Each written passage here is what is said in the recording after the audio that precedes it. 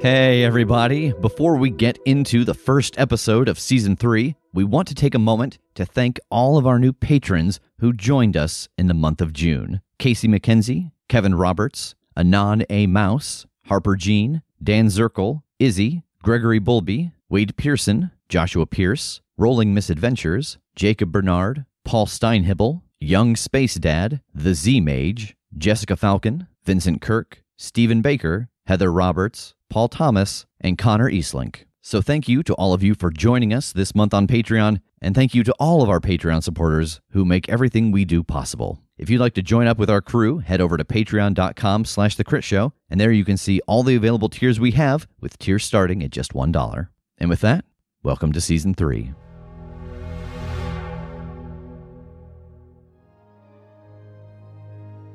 I have too many stories. There's just too damn many. He and I have been through so much. TJ was one of the first people to greet me and make me feel welcome when I had finally gotten out of my tiny little hillbilly town.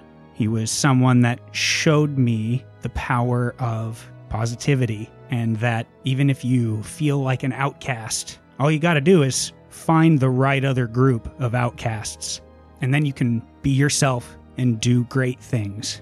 He saved my life so many times, even brought me back once, like metaphorically, I guess, because I was on the brink, and that pure soul made me want to fight and be better.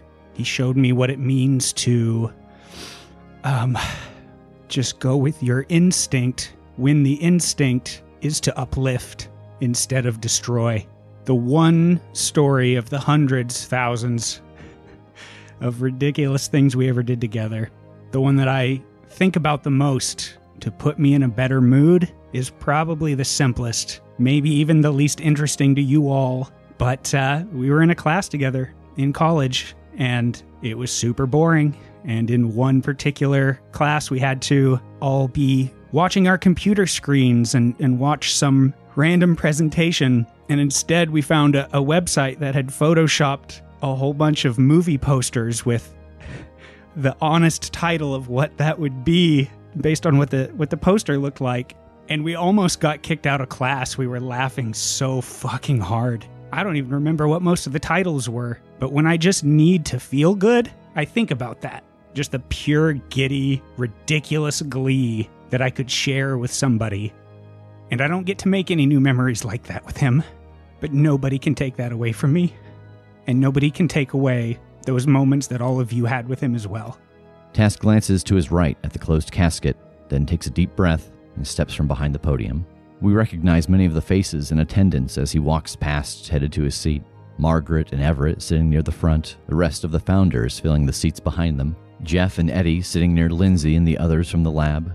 There are friends and family, only a handful of which Tass recognizes, and he spots a small webcam in the back and thinks of those watching from a distance. Jingles, Anastasia, the crew of the Eye of Ra, as he retakes his seat.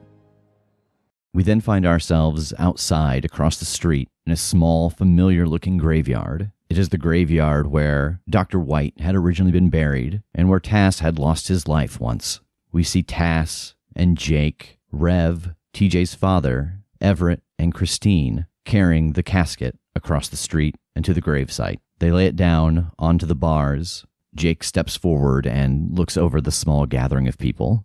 I step up to deliver the prayer that I'm used to giving when we lose people, and I think it occurs to me, one, that I don't really pray to the defender anymore, and two, there's nothing left to look after in the next life. So I think I just kind of change directions and address it more to the people that are there. Watch over him in the next life. Watch over those he leaves behind. Keep the world a better place as he left it. And it is lowered into the ground. The crowd starts to disperse and head back towards the church and into the basement. Inside the basement, we see TJ's mother and father standing, talking to Everett in his dress blues. He speaks a few words to them, and TJ's father extends his hand and shakes it, and Everett snaps a clean salute and walks away. Time passes pretty quickly, a half hour, an hour, 2 hours, and the basement becomes empty, except for Tass and Jake. After straightening up a couple of things, they head back over to the cemetery and stand looking down at the grave with its freshly packed earth. And you both hear the sound of boots on gravel, and another figure walks up and stands beside them. Sad to see him go. Wish I could have been here this afternoon, but most people don't take too kindly to, well, just me in general. And you turn to look at the voice, and it is a gray-skinned man with a black leather jacket, jeans, and boots. Fair. Thanks for coming. How the two of you holding up? I think I kind of blatantly ignore the question. You know, you're one of the first people I thought of when it happened. Oh, yeah? Yeah, thought maybe there's a chance to do what y'all did for me. Yeah, I think whatever happened to TJ wasn't something that there was someone like Lana who saw it coming 20 years ago. Yeah, no shit. How's stuff going with you? How's your project? It's kind of halted every now and then. You understand, gotta keep working. Can't always work on your pet project. Yeah. TJ did me a solid quite a while ago. I still owed him one, so I guess it passes to you two. And he hands you another one of those coins. I'll take it. I know this is just sort of how you work, but for what it's worth, thanks. There aren't a whole lot of people in the world who can look past what they see on the outside of old Damien, give him a first or second chance. So when I encounter people like that, it's nice to check in time to time. And he turns and starts to walk out of the graveyard towards his car parked on the street. I don't know about you, man, but I really feel like I need to be working right now. You know what I mean? I think it occurs to me for the first time, like I haven't even thought about what comes next until right now. I hadn't thought about whether it was time to go back to work or not, so I just kind of shrug. Sure. And you both turn and walk out of the graveyard. All right, so we did not do this at the end of Season 2, but it is in fact time for end of session experience. Oh, yeah. Did you conclude the current mystery? We did. We had a goal, and one way or another, we got it done. Absolutely. Question 2, might skip, might just slide on past that one. Oof. I mean, broadly speaking, we saved many people from certain death or worse by eliminating the god of death. Yeah, that's true. Probably going to call that one a draw. Probably okay. just all right. Put a slash through that one. Did we learn something new and important about the world? We learned that destroying a god requires an absolute sacrifice. We didn't know that was coming. And did we learn something new and important about one of the hunters? I mean, we learned that Jake is ready to cross that line. That is true. All right, so everybody gets 2 points of experience. Does anybody level up? Nope, not quite there. Actually, I have a new playbook. That's right. You have gotten your divinity back. So let's talk about your, not new, but your revised playbook. Yes, I have joined the ranks of the Executioner. So my stats have shifted around a little bit. -1 charm, 0 cool, +1 sharp, +2 tough, and +1 weird. I am keeping Angel Wings. I am taking Smite again. I haven't had that in a while. But I imagine that this god being all about just retribution, that's probably what matters most, is being able to put him down and put him down for good. So the weapon is the Flaming Sword. As with all divine weapons, it does 3 harm. It is hand, fire, and holy. And I get my divine armor, which now has a different look, but that is just 1 armor holy. I'm taking what I need when I need it. I'm getting my pocket dimension back. Because I feel like a sword is more essential to conceal than any other weapon. Especially a flaming sword. Yeah. My mission has changed, though. Rather than protecting another hunter who has an important role to play, I am now here to fight the schemes of an adversary. I think maybe the biggest change, though, is that I am switching up my weird move. I am going to take Use Magic. At this point, I have been, in character studying some magic and learning how to apply it in pretty specific situations up to this point. But we have lost our weird science and our spellcaster has been kind of downgraded, and Use Magic kind of covers the base of what No Limits does anyway. So I think as part of this switch, the new god kind of gave me an upgrade, just a better comprehension of magic and its application and uses so that I can expand how I use it.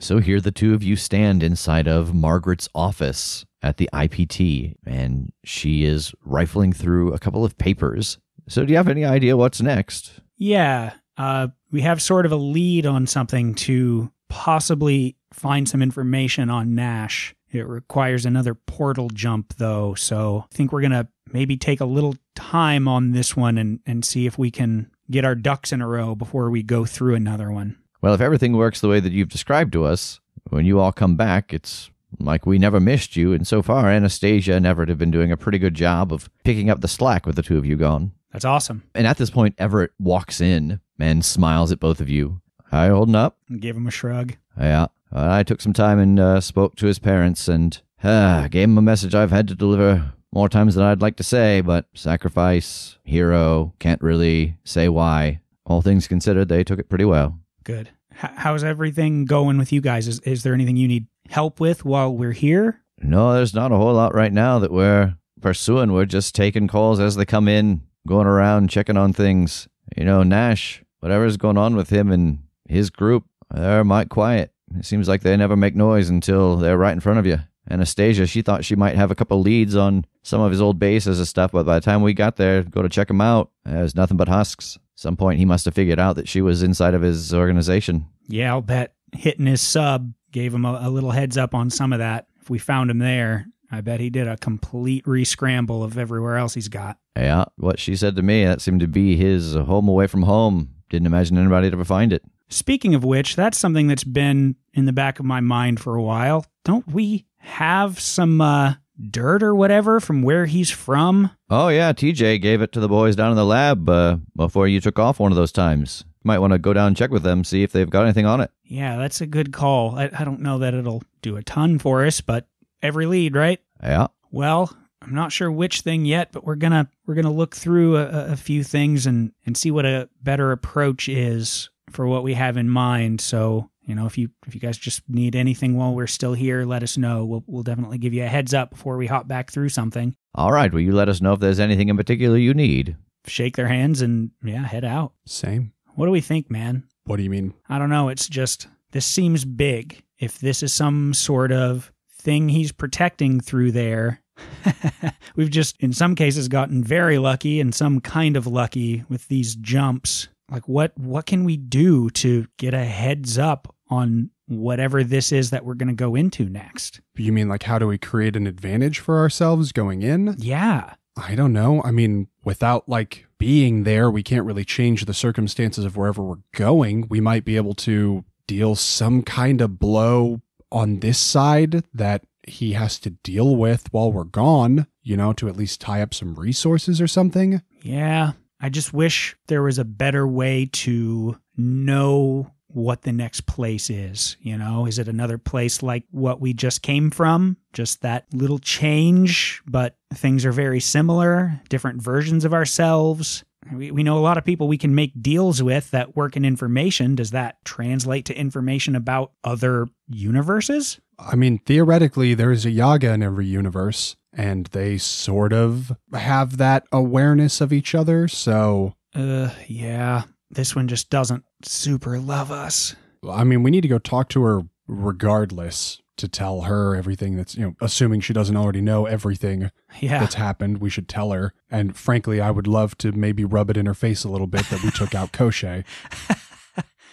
Well, I kind of wilt at that. Yeah, okay, you're right. That's the most direct link, I think. Well, let's go talk to the lab folk first, see if they've got anything useful, and then I can just pop us over there. Okay, and I think we head down to the lab. All right, so the two of you head down into the lab. It is just after lunchtime, so all of the folks down in the lab, Lindsay and, of course, the head of the lab are all there working.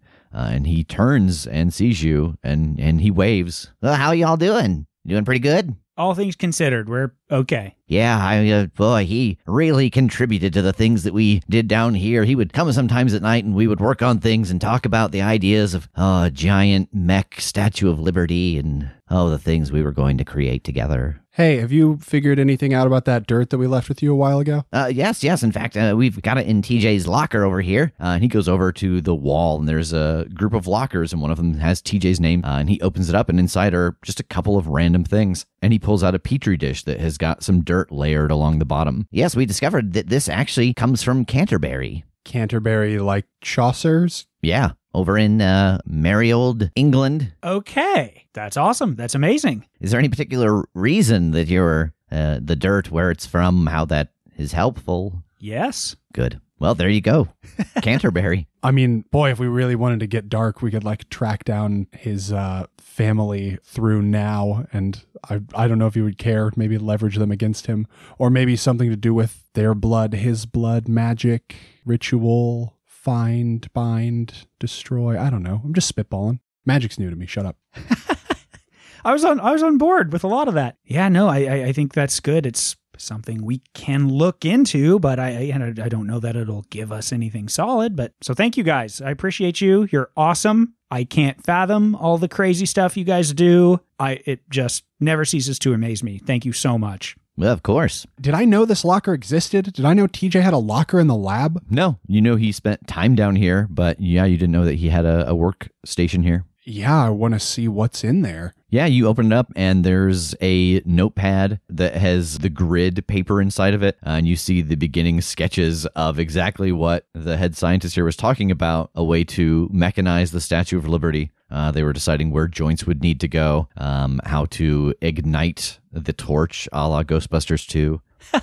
There are some photos taped up on the side of the locker like in high school.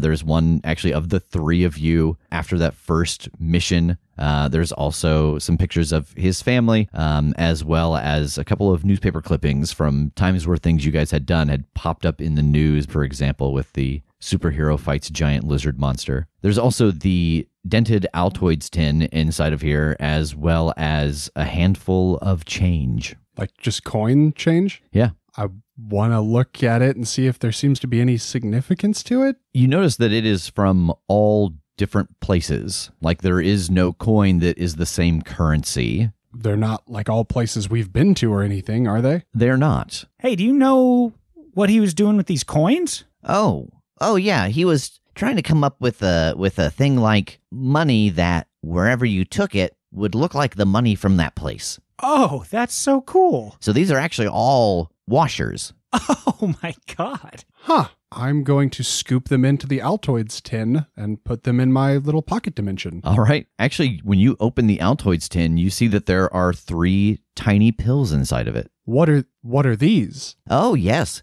We were working on this right before you all went into the portal. He was trying to find a way to condense memories. And so my understanding is that if you were to take one of these pills, you'd know everything that he knew. And just a second, he actually snatches the notebook out of your hand and starts to flip through it. And towards the end, there's a bunch of scribbles. And what he had written down was that he thought if you could go to a different world and have these pills, if you could feed one to someone, it would convince them your story was true, because they would now have your memories. It doesn't overwrite their memories. It just lets them know that the things you have said are true.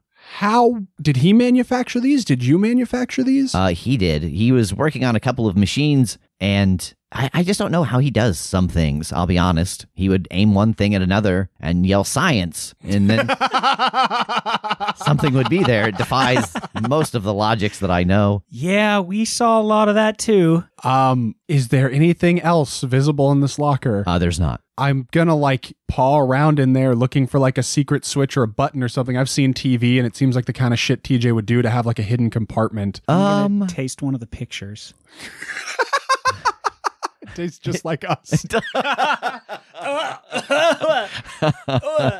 You wish you hadn't licked that picture of Jake's foot at the beach first. Oh. You know what? Roll luck. Let's see if TJ stashed something else in a hidden compartment. 7. You do find a hidden compartment, but there isn't anything in it. Oh, God, if I'd suddenly had to come up with some other crazy invention. You would have hated that. I had kind of pulled TJ on like, oh, what kind of things would you want to create? And so this is where this idea came from. How am I not surprised by any of this? I'm just not. And yet am. Have you ever been to Lady Liberty? I have not. I just want to see if he went over and started any work on that. When he took a sabbatical, that's where he secretly went off to. These are really cool and really good ideas. And the pills would fit in the capsule, right? Oh, yeah. And I mean, so would the coins. That's so cool. Man, I wish we had a way to make more of them. You know, I'm not sure what good, like, a handful of coins will be most places, but I don't know. I guess there's no way of knowing until we get there, as with everything. Yeah, true. Once you arrive in the newest Powered by the Apocalypse game, Subway World, where you just ride an endless stream of subways. While you thought for a minute I meant, yeah. While eating sandwiches on stinky bread. I was about to argue with that, but It's a stink that I like, yeah. but it's still, like, it's pervasive. It is. Their onions smell like dirty feet. I don't eat their onions, so fortunately I don't have to know that. I just, the whole reason I know that is because I remember being in high school and a friend of mine who was in the theater department, she worked at Subway and she would always come to rehearsal afterwards and she would always smell like dirty feet and she was so upset about it. And she was like, no, it's the onions. The onions in that place, they smell gross and it gets on me and I can't get the smell off. Is it possible that she was lying to you and she just smelled bad? No, because I was around her at other times in the day and she didn't smell like dirty feet. Okay. I mean, I guess unless it was like an end of the day thing. Maybe her feet got real stinky while she did her long shift at Subway. It's possible. She But kept cutting the fucking onions with her feet, with her toes. I wanted to give her the benefit of the doubt. I just imagined like stomping grapes for wine, but instead it's just the onions in a bucket in the back room of a Subway. I'm crying for two reasons.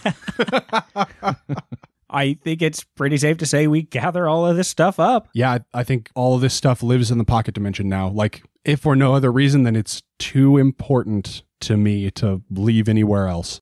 All right, so where to now? Yaga's place. Yeah, so where in the woods do you want to teleport to? I feel like my best bet is where, like, the house belonged. Like, where it ultimately settled so that we could go into the basement. Yeah, with the fence. Yeah, to kind of, outside the front door if the house is there in that spot. This is not a under pressure situation, so you don't need to roll this one. The two of you standing outside of the IPT vanish in a burst of flames and appear in the woods in Russia. In front of you, as you appear, it is dark and the woods are very noisy. You can hear the howl of a wolf and the buzzing of many insects. And in front of you is the fence of spikes with skulls on top, and the house is nestled into its proper position. If we have to chase down this fucking chicken house again, I'm going to lose my mind. Do you think we should just, like, announce ourselves loudly right now? I mean, last time we did that, it got up and ran, but I don't know. I will walk towards the front door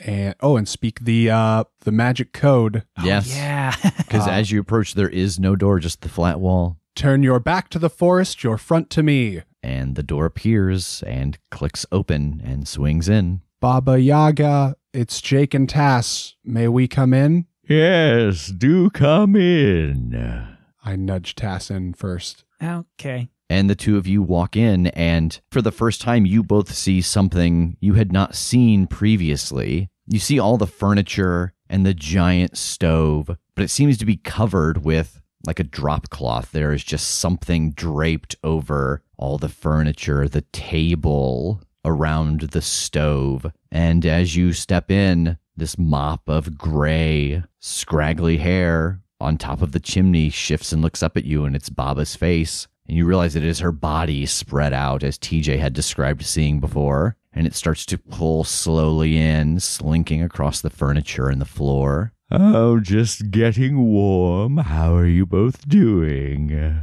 Is that comfortable? Oh, yes. It is the best way to keep warm and really feel connected with your space. I think I'm actually like super like I wish I could do that. Like I'm like feeling how tight my back feels. I'm like, oh God, I wish I could just taffy out all over everything. When I lay around the house, I lay around the house. And she pulls herself completely together, and and starts to walk over towards a rocking chair and sits down. There is a kettle boiling on the stove. In lack of TJ's presence, I don't suppose one of you wants to pour the tea? Yeah, I gotcha. As you hand her the tea, she looks at you for a long moment, and then a smile spreads across her face, and her sharp metal teeth glint in the firelight of the stove. You have done great things in other places. I do not know the extent, for I do not want to pry, as I would not want them to pry into me, but I sense changes rippling. Good changes? That is not seen, only changes, and I feel less weight. I'm glad to hear that. No one comes to my cottage without desiring something. What is it that you need? Yeah, I guess the thing that you just said you don't want to do seems to be the thing that we want to ask you to do. So I don't know that we can. I don't want to compromise what you're willing to do and not willing to do.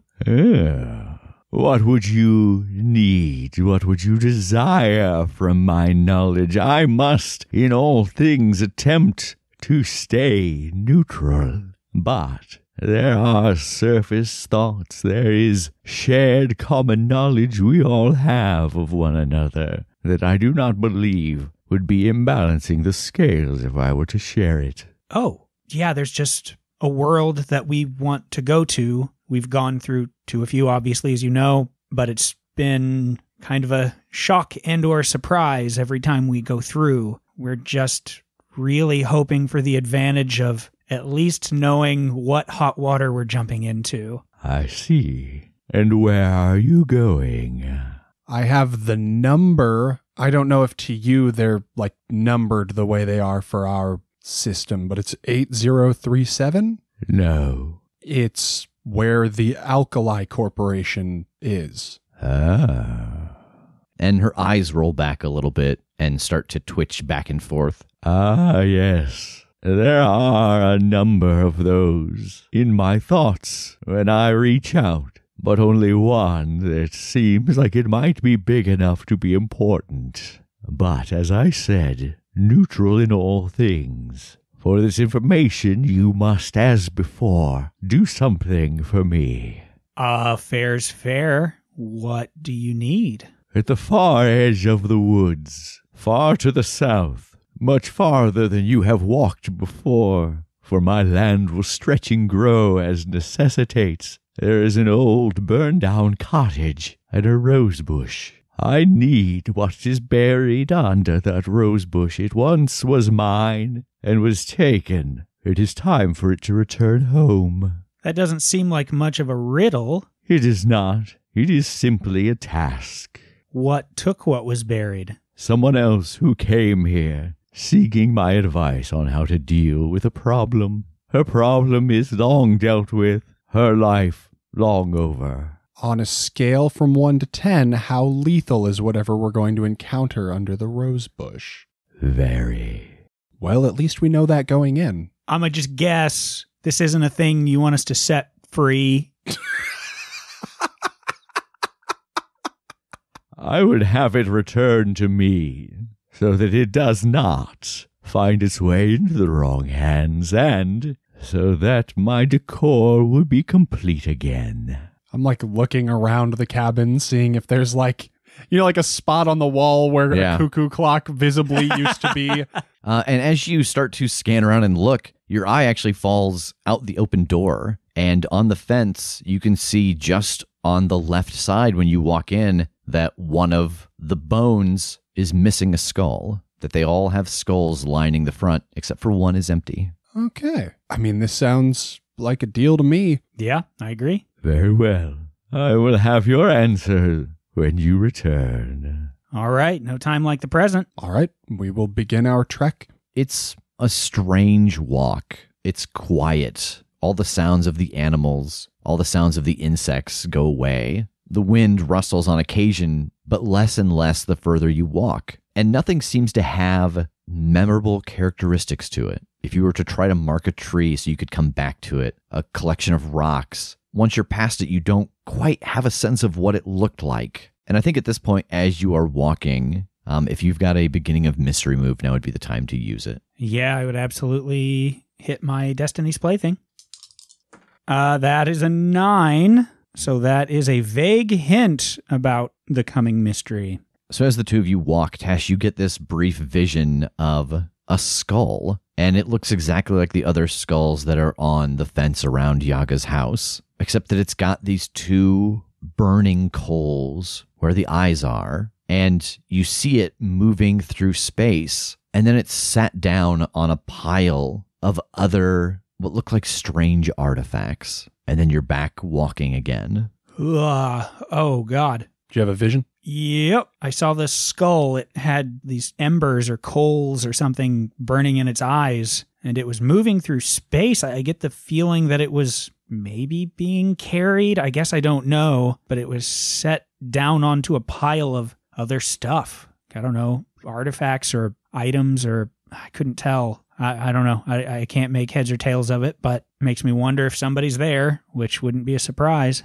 And the two of you walk, and you don't find yourself tired, but you realize after some stretch of time has passed that the sun is starting to rise. And as the sun rises, you do see the bones of this burned out cottage at the end of the clearing in front of you. Man, was that whole thing as trippy to you as it was to me? Yeah. Do you think the knights are still out here? Do you think that they just shifted over right then when the sun came up? I guess I don't know. I mean, hopefully we don't have to encounter them. I'm just curious. They're probably still out here. Does it seem, is there any movement in or around the cottage or any noise or anything? Like it's burnt out, but does it seem still in use in any capacity? Yeah, you head over to the cottage and start to look around. You don't have any sense of any movement. There's a thick layer of old ash as well as moss and leaves inside. You do find pieces of charred bones. I think glancing around, you can see some very, very dark burns in the wood. It seems like there are 3 distinct places where very hot fires burned. Can I open my sight and see if there's anything more here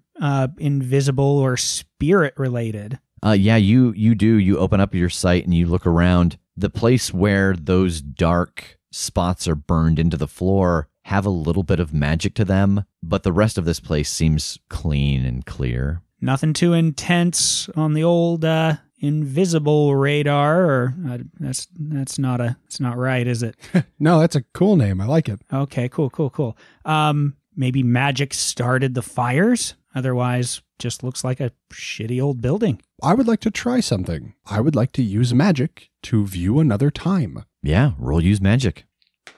Why? Oh no. That's a 4. The two of you are standing there, and Jake opens up his magic to try to create a vision from the past, and the two of you are suddenly standing in this cottage, and it is completely built around you. And there's a third person standing there with you, and they're talking to you, but it seems like gibberish. And then the door opens, and there's a young woman, 14, 15 years old, and she is carrying this skull at the end of a stick with its glowing eyes. And you're not able to stop yourself. You all turn and you look at it, and as you make eye contact with it, you burst into flames. And this pain is agony. You scream, you fall to the ground, you feel the heat rising through your body, the metal starting to bubble on your armor, and then you're both laying on the floor in the old burned out cottage underneath the rising sun. What the hell, dude? I think technically it worked. Kinda.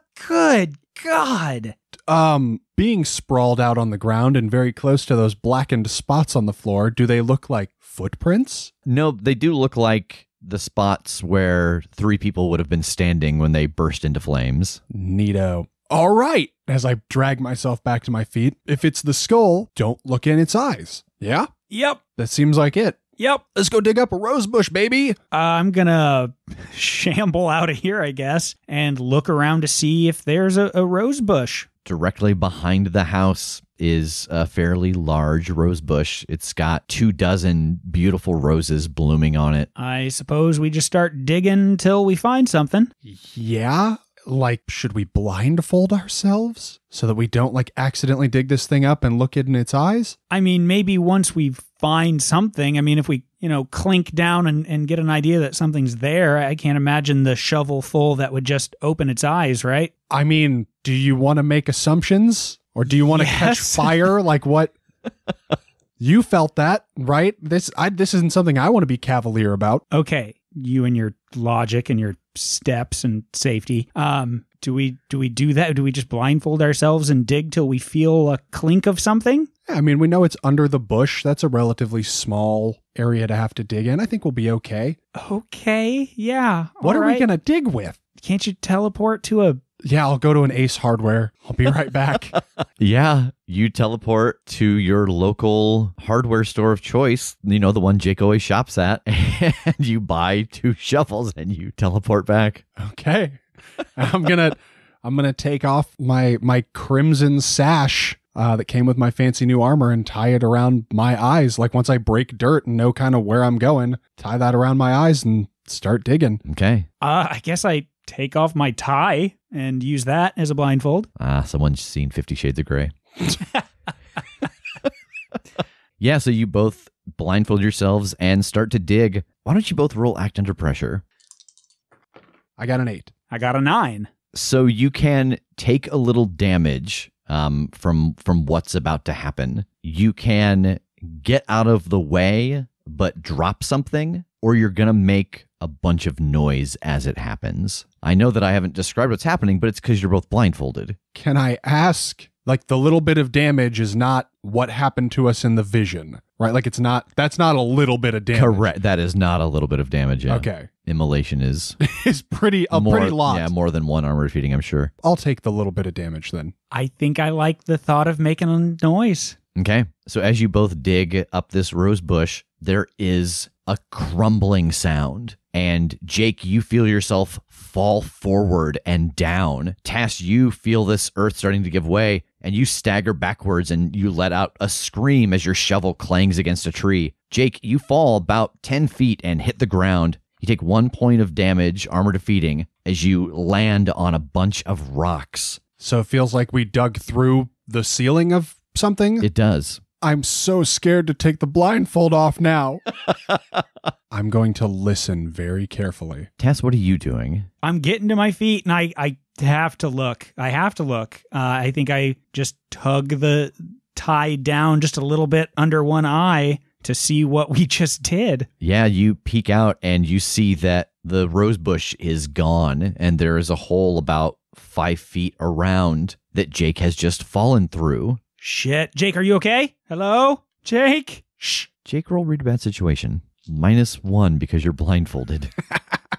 But I'm listening. But you are so only carefully. listening. That's fair. Just roll Read a Bad Situation.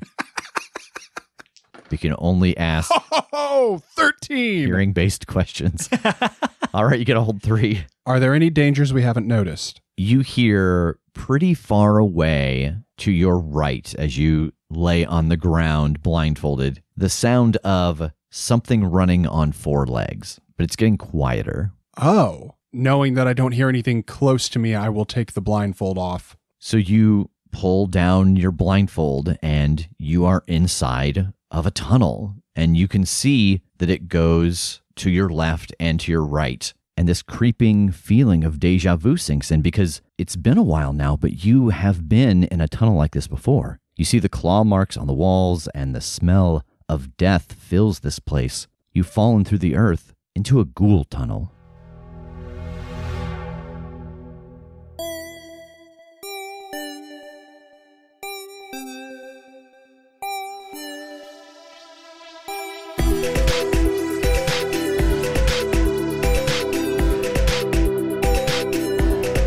The Critshow is a Critshow Studios production, edited and produced by Brandon Wentz with music by Jake Purley. You can find more information about us at thecritshowpodcast.com. To keep up to date with upcoming live shows, contests, and other special events, follow us at The Crit Show on Facebook, Instagram, and Twitter. For even more weekly content, join us at patreon.com/thecritShow.